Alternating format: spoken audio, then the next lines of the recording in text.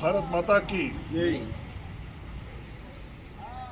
6 April అనగా రేపు Bharatiya Janata party స్థాపనా దినోత్సవం. 1980 6 ఏప్రిల్న భారతీయ జనతా పార్టీ వాజ్పేయి గారి ఆధ్వర్యంలో స్థాపించబడింది. అదే భావజాలం, అదే విచారధార ఉన్న పార్టీ జనసంఘ్ 1951లో స్థాపించబడింది. శ్యామ్ ప్రసాద్ ముఖర్జీ గారి మార్గదర్శనంలో, దీన్ దయాళ్ ఉపాధ్యాయ గారి ఆలోచన పర్వంలో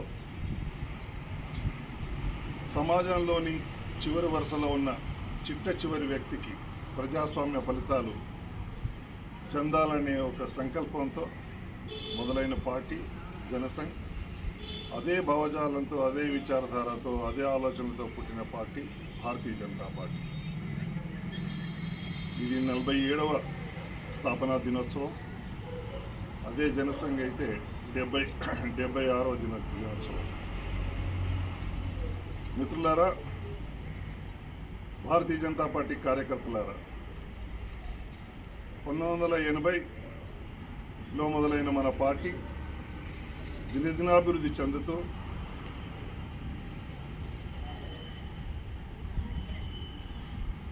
ఈనాటికి 18 కోట్ల సభ్యత్వంతో 18 రాష్ట్రాల్లో ప్రభుత్వంతో ముందుకు సాగుతుంది.